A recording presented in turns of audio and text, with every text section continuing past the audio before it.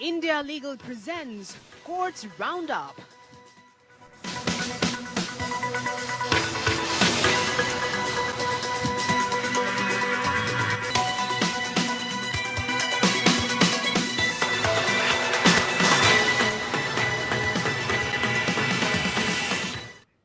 नमस्कार, courts roundup में आप सभी का स्वागत है। मैं हूं आपके साथ रेशु त्यागी। इस बुलेटिन में अगले आधे घंटे हम आपको कोर्ट से जुड़ी तमाम छोटी बड़ी खबरों से रूबरू करवाएंगे। कोर्ट की कार्यवाही और सुप्रीम कोर्ट से लेकर हाई कोर्ट और लोअर कोर्ट तक के फैसलों को आपके सामने रखेंगे। आगे बढ़ने से पहले एक नजर हेडलाइंस पर। शराब घोटाला मामले में मनीष सिसोदिया को 7 दिन की ईडी रिमांड, जमानत पर सुनवाई 21 मार्च तक स्थगित।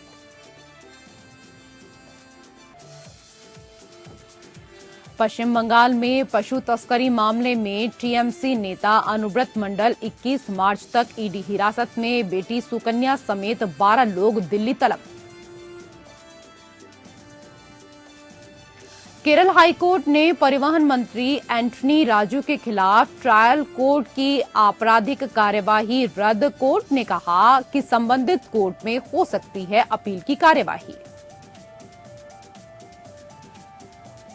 दिल्ली मेट्रो विवाद में दिल्ली हाईकोर्ट ने जस्टिस रमन्ना की नियुक्ति एकमात्र मध्यस्थ के रूप में की। कहा, मध्यस्थ की फीस भुगतान मामले में दिल्ली अंतर्राष्ट्रीय मध्यस्थता केंद्र नियम का पालन हो।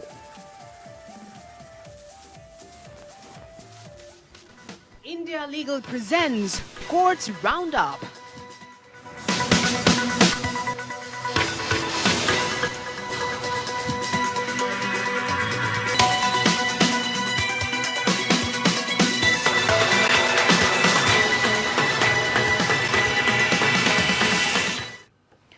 मनीष सिसोदिया को 7 दिन की ईडी रिमांड पर भेज दिया गया है। ईडी ने सिसोदिया की 10 दिन की रिमांड मांगी थी।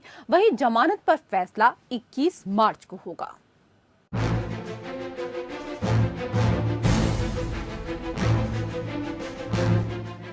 शराब घोटाले मामले में दिल्ली के उप मुख्यमंत्री मनीष सिसोदिया की सुनवाई हुई।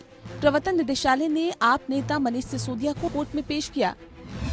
सभी दलीलों को सुनने के बाद कोर्ट ने सिसोदिया को 7 दिन की ईडी रिमांड पर भेजा। वहीं सिसोदिया की जमानत याचिका पर 21 मार्च को सुनवाई होगी। ईडी ने सुनवाई के दौरान दावा किया कि आबकारी नीति तैयार करने के पीछे साजिश थी। शराब नीति में नियम बदलकर कुछ खास लोगों को 6% की जगह 12% लाभ पहुंचाया गया। सिसोदिया से पूछताछ के लिए रिमांड जरूरी है। ईडी ने कोर्ट में कहा कि मनीष सिसोदिया और के कविता संपर्क में थे। ईडी ने दावा किया कि इस नीति से दक्षिण की कंपनियों को लाभ पहुंचाया गया, बड़े कारोबारियों को फायदा पहुंचाया गया। सिसोदिया के कहने पर शराब नीति के नियम बदले गए, अवैध कमाई की व्यवस्था बनाई गई, थोक व्यापार का हिस्सा खास लोगों को दिया गया, 6% की जगह 12% का मार्जिन दिया गया, डिजिटल सबूत मिटाए गए, शराब पीने की उम्र कम की गई। ईडी ने कहा कि 12% मार्जिन के सवाल पर सिसोदिया गलत जवाब दे रहे थे। इस घोटाले में 219 करोड़ रुपए की ट्रेल मिली है। हमें पूरी कार्यप्रणाली की जांच करने और अन्य आरोपियों के सामने पूछताछ की जरूरत है। सिसोदिया जांच में सहयोग नहीं कर रहे हैं, इसीलिए 10 दिन की रिमांड मांगी है। ईडी ने कहा कि सिसोदिया का कई लोगों से आमना सामना कराएगी। ईडी ने बताया कि सिसोदिया ने कई व्यापारियों को लाभ पहुंचाया है। सिसोदिया के वकील ने कोर्ट में कहा है कि जब सरकार की पॉलिसी बनती है तो कई स्तरों से गुजरती है। चुनी हुई सरकार के अलावा संबंधित विभाग, वित्त विभाग से होते हुए मसौदा उपराज्यपाल के पास जाता है। पूरी प्रक्रिया के बाद एलजी ने भी पॉलिसी को देखा, समझा और मंजूरी दी। एलजी ने जो शिकायत की है वो टेंडर जारी होने के बाद की है, पहले नहीं की। यहाँ एजेंसी टेंडर जारी होने से पहले की बात कर रही है। सिसोदिया की ईडी द्वारा गिरफ्तारी पर उनके वकील दयान कृष्णन ने सवाल उठाए। वकील ने कहा कि हमारी जमानत याचिका पर शुक्रवार को सुनवाई होनी थी। इससे पहले ईडी ने सिसोदिया को गिरफ्तार कर लिया, जबकि इससे पहले ईडी ने उन्हें कभी समन जारी नहीं किया था। सिसोदिया के वकील ने कहा कि ईडी को दिखाना होगा कि पैसा सिसोदिया के पास गया, वो दिखा दें कि 1 रुपया भी उनके पास गया। पीएमएलए जैसे सख्त कानून का फायदा लेने की कोशिश की है ताकि आरोपियों को जमानत न मिल सके। दरअसल सीबीआई ने 26 फरवरी को दिल्ली की शराब नीति में कथित घोटाले के मामले में मनीष सिसोदिया को गिरफ्तार किया था। सीबीआई की 7 दिन की हिरासत के बाद राउज एवेन्यू कोर्ट ने उन्हें 20 मार्च तक न्यायिक हिरासत में भेज दिया था। सिसोदिया से तिहाड़ जेल में ईडी ने पूछताछ भी की थी। Bureau report.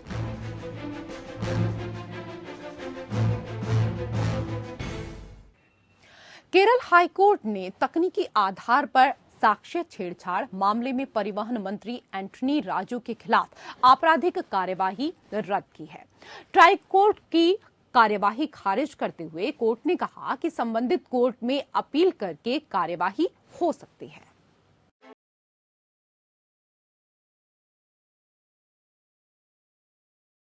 केरल हाईकोर्ट ने तकनीकी कारणों का हवाला देते हुए केरल के परिवहन मंत्री एंटनी राजू के खिलाफ तिरुवनंतपुरम में न्यायिक प्रथम श्रेणी मजिस्ट्रेट कोर्ट नेदू मंगड़ के समक्ष लंबित सबूतों से छेड़छाड़ के में ट्रायल कोर्ट की कार्यवाही रद्द कर दी। जस्टिस जियाद रहमान की एकल पीठ ने स्पष्ट किया कि यह सक्षम प्राधिकारी या संबंधित अदालत को मामले को उठाने और आपराधिक प्रक्रिया संहिता की धारा 195/1 बी के तहत अपेक्षित प्रक्रिया के अनुपालन में अभियोजन को आगे बढ़ाने से नहीं रोकेगा। रजिस्ट्री को सीआरपीसी के प्रासंगिक प्रावधानों के तहत इस संबंध में उचित कार्रवाई करने का भी निर्देश दिया।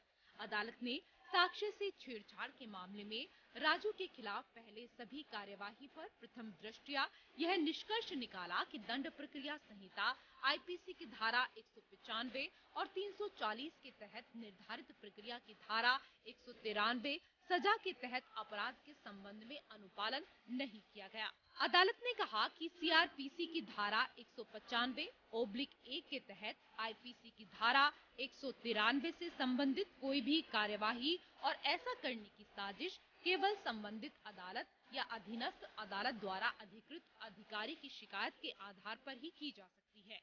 राजू के मामले में अदालत ने पाया कि इस अनिवार्य प्रक्रिया का पालन नहीं किया गया।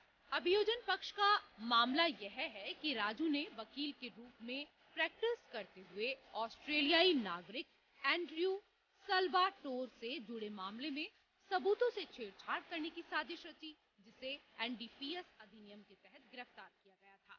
नशीले पदार्थों की तस्करी के लिए ऑस्ट्रेलियाई नागरिक के खिलाफ मुकदमे में अभियुक्त द्वारा पहने गए अंडरगारमेंट को सबूत के महत्वपूर्ण टुकड़े के रूप में माना गया। भले ही सल्वातोर को दोषी पाया गया और निचली अदालत ने 10 साल के सश्रम कारावास की सजा सुनाई, बाद में ट्रायल कोर्ट में साक्ष्य के रूप में पेश किए गए अंडरबियर को छोटा पाया गया और उसे हाईकोर्ट द्वारा बरी कर दिया गया। गिरफ्तारी के समय आरोपी पर यह आरोप लगाया जाता है कि राजू ने महत्वपूर्ण सबूतों के साथ छेड़छाड़ करके हाईकोर्ट से अभियुक्तों की रिहाई सुनिश्चित की। Bureau report. और उधर दिल्ली हाईकोर्ट ने Delhi metro rail corporation limited और मैसर्स अरविंद टेक्नोग्लोब के बीच विवादों को मध्यस्थता के लिए भेज दिया है। इसमें पूर्व प्रधान न्यायाधीश जस्टिस एनवी रमन्ना को एकमात्र मध्यस्थ नियुक्त किया है। जस्टिस चंद्रधारी सिंह की पीठ याचिकाकर्ता अरविंद टेक्नोग्लोब द्वारा दायर एक याचिका पर सुनवाई कर रही थी। यह याचिका मध्यस्थता और सुलह अधिनियम की धारा 11 के तहत दायर की गई थी। इसमें एक स्वतंत्र एकमात्र मध्यस्थ की नियुक्ति की मांग की गई थी।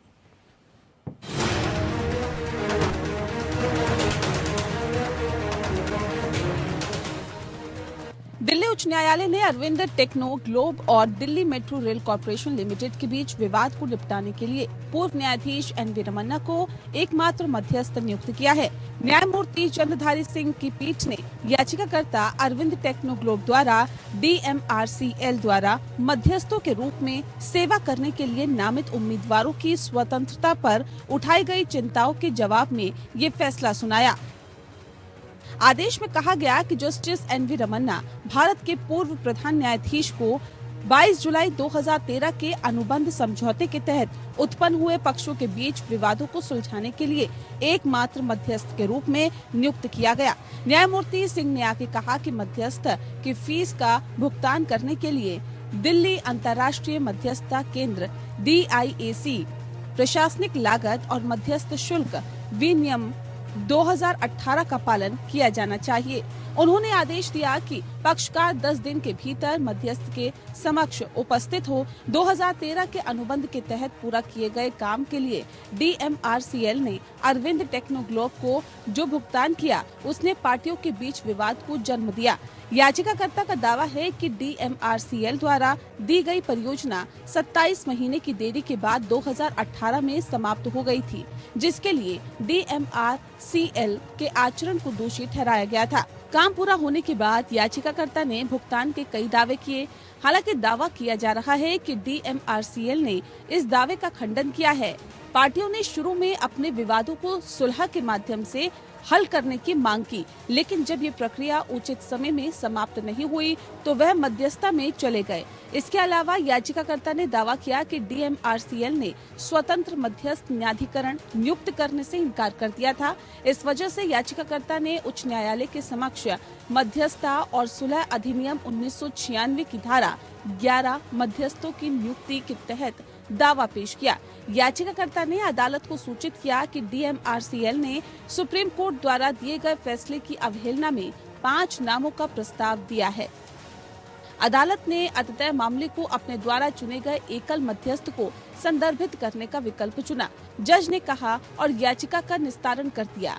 पक्षों की ओर से सहमति के अनुसार ये न्यायालय 22 जुलाई 2013 के अनुबंध समझौते के संबंध में पार्टियों के बीच उत्पन्न होने वाली असहमति को इसके निवारण के लिए स्वतंत्र एकमात्र मध्यस्थ को संदर्भित करना उचित समझता है। Bureau report. खबरों में आगे बढ़ेंगे। पश्चिम बंगाल में पशु तस्करी मामले में बीरभूम में तृणमूल कांग्रेस के जिलाध्यक्ष अनुब्रत मंडल पर ईडी ने शिकंजा कसा है। 3 दिन की हिरासत के बाद शुक्रवार को ईडी ने उन्हें अदालत में पेश किया।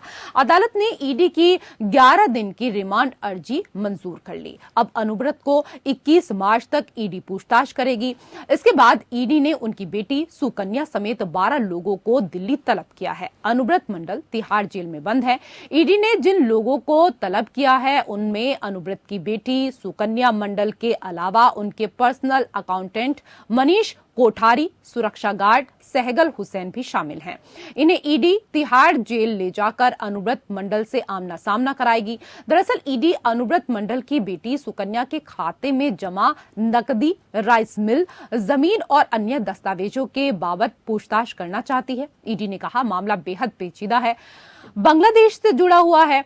अब तक मामले में 12 को समन जारी किया गया है। अभी बांग्लादेश समेत दुनिया के दूसरे देशों के लोगों को भी समन जारी करना है। ईडी ने कहा इस मामले में कोई चश्मदीद नहीं है, सिर्फ दस्तावेजी सबूत हैं, उनको नष्ट भी किया जा सकता है, दूसरे देश भी भेजा जा सकता है। मंडल की तरफ से उनकी कस्टडी का विरोध करते हुए कहा कि DHC के नियम कहते हैं कि ईडी को रिमांड की आवश्यकता क्यों है, उन्हें इसकी वजह दिखानी होगी। ईडी ने बताया हमने 2 दिन की कस्टडी का ब्यौरा देते हुए कहा कि कोलकाता से लाकर RML अस्पताल में मेडिकल चेकअप कराया। अनुब्रत को केवल बांग्ला ही जानते हैं, चूंकि उन्हें हिंदी अंग्रेजी नहीं आती है, इसलिए उन्हें बांग्ला अनुवादक की जरूरत है, जिसकी व्यवस्था की गई। तब उनसे पूछताछ शुरू हुई। बीते 4 मार्च को कोलकाता हाई कोर्ट ने अनुब्रत मंडल की जमानत याचिका खारिज कर दी थी, साथ ही 1 लाख रुपए का जुर्माना भी लगाया था। हाईकोर्ट ने ईडी को उन्हें दिल्ली ले जाने की परमिशन दी थी, साथ में शर्त भी लगाई थी कि अनुब्रत की सेहत का ख्याल रखा जाएगा। अदालत ने बुधवार 8 मार्च को पश्चिम बंगाल पशु तस्करी मामले से जुड़े कथित मनी लॉन्ड्रिंग मामले में तृणमूल कांग्रेस के नेता अनुब्रत मंडल को 10 मार्च तक के लिए ईडी की हिरासत में भेज दिया। सुप्रीम कोर्ट ने दोहराया है कि एक उम्मीदवार जिसने बुनियादी डिग्री पाठ्यक्रम से गुजरे बिना मुक्त विश्वविद्यालय से स्नातकोत्तर डिग्री प्राप्त की है, वह मान्य नहीं है। बेंच ने कहा हाईकोर्ट ने एन रमेश बनाम CB मदन ग्रेबियल फैसले में कहा गया कि बिना बुनियादी डिग्री के ओपन यूनिवर्सिटी के माध्यम से प्राप्त डिग्री स्वीकार्य नहीं है। हाईकोर्ट के फैसले को इस अदालत ने अन्नामलाई विश्वविद्यालय बनाम सरकार के सचिव सूचना और पर्यटन विभाग केस में बरकरार रखा था। वर्तमान मामले में याचिकाकर्ता ने एक उम्मीदवार होने के नाते 2008 में तमिलनाडु लोक सेवा आयोग द्वारा जारी सीधी भर्ती के नोटिस का जवाब दिया। अधिसूचना में पद के लिए आवश्यक शैक्षणिक योग्यता का विवरण था। याचिकाकर्ता ने एक खुले विश्वविद्यालय से स्नातकोत्तर की डिग्री प्राप्त की थी। हालांकि इससे पहले किसी स्नातक पाठ्यक्रम का अध्ययन नहीं किया गया था। अन्नामलाई विश्वविद्यालय के मामले पर भरोसा करते हुए हाईकोर्ट ने माना कि डिग्री प्राप्त करने वाले उम्मीदवार को केवल तभी वैध माना जाएगा जब उक्त डिग्री बुनियादी डिग्री पाठ्यक्रम से गुजरने के बाद प्राप्त की गई हो। परेशान होकर याचिकाकर्ता ने सुप्रीम कोर्ट का रुख किया। बदले में न्यायालय ने कहा कि ज्ञापन याचिकाकर्ता जैसे उम्मीदवारों को कोई लाभ नहीं देता है जिन्होंने बुनियादी डिग्री पाठ्यक्रम से गुजरे बिना योग्यता प्राप्त की थी। यह देखते हुए कि हाईकोर्ट का निर्णय किसी कमी से ग्रस्त नहीं था, फिर खंडपीठ ने याचिका को खारिज कर दिया।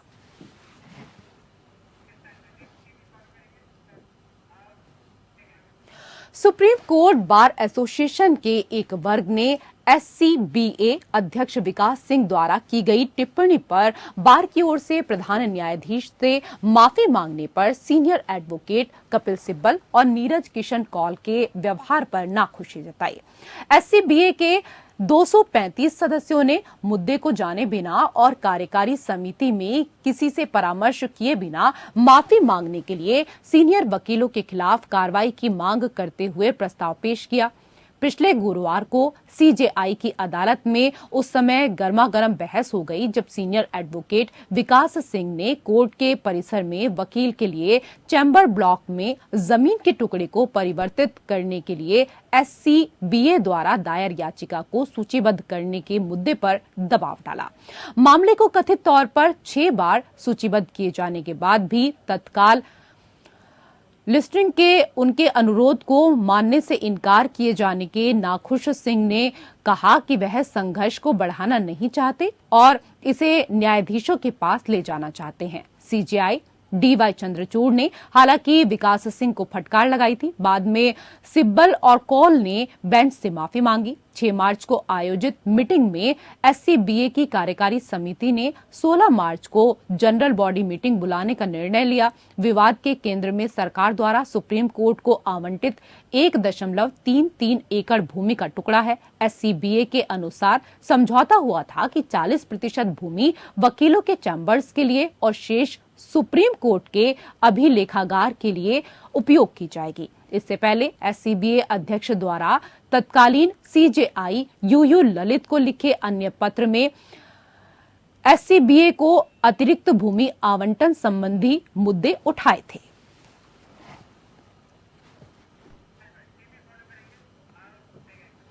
ओडिशा हाईकोर्ट ने उस पुलिस सर्कुलर ऑर्डर को रद्द कर दिया है जिसने ग्रेजुएट कांस्टेबल और क्राइम इंटेलिजेंस हवलदारों को जांच करने की शक्ति दी थी। जस्टिस आदित्य कुमार महापात्रा की एकल न्यायाधीश पीठ ने आदेश रद्द करते हुए कहा, यह अदालत यह नहीं मान सकती है कि विधायिकाएं CRPC की धारा 156 और 157 को लागू करती हैं। इसके अलावा यह प्रावधान करते हुए कि मामलों की जांच पुलिस स्टेशन के प्रभारी अधिकारी द्वारा की जानी है, यह भी प्रावधान किया गया कि जांच के दौरान OIC, IIC किसी ऐसे व्यक्ति को जांच के लिए मौके पर नहीं भेज सकते हैं जो इस संबंध में राज्य सरकार द्वारा निर्धारित अधिकारी के रैंक से निम्न स्तर का हो। याचिकाकर्ता ओडिशा राज्य के विभिन्न पुलिस स्टेशन के पुलिस कांस्टेबल हैं। राज्य सरकार ने प्रस्ताव के माध्यम से प्रतिवादी अधिकारियों को ग्रेजुएट कांस्टेबल और अपराध खुफिया हवलदारों को जांच करने की शक्ति देने का निर्देश दिया। यह भी निर्धारित किया गया कि ऐसे GC और CIH को 30 दिनों के लिए मान्यता प्राप्त संस्थानों में संस्थागत ट्रेनिंग दी जाएगी, जिसके बाद 45 दिनों की अवधि के लिए पुलिस थाने में व्यवहारिक ट्रेनिंग दी जाएगी। उसके बाद ट्रेनिंग एग्जाम आयोजित किया जाएगा। ऐसे एग्जाम पास करने के बाद उन्हें एडॉक आधार पर जांच की शक्ति देने का प्रस्ताव किया गया। याचिकाकर्ताओं द्वारा 3 प्रमुख आधारों पर PCO पर हमला किया गया। राज्य की ओर से यह तर्क दिया गया कि कार्यरत कांस्टेबल में कई ग्रेजुएट कांस्टेबल हैं जिन्हें जिनके पास कंप्यूटर कौशल है। इस प्रकार सरकार ने छोटे मोटे अपराधों से जुड़े मामलों की जांच में उन्हें शामिल करने का निर्णय लिया और इस तरह जांचकर्ताओं के काम के बोझ को कम किया। न्यायालय ने ये भी स्पष्ट किया कि सीआरपीसी की धारा 156 और 157 के तहत प्रदान किए गए कर्तव्यों का पूरा करने के लिए ग्रेजुएट कांस्टेबल और सीआई हवलदारों को पहले अधिकारी के रूप में नामित करने की आवश्यकता है। फिलहाल कोर्ट से जुड़ी हुई खबरों में मेरे साथ इतना ही। नमस्कार। India Legal presents Courts Roundup.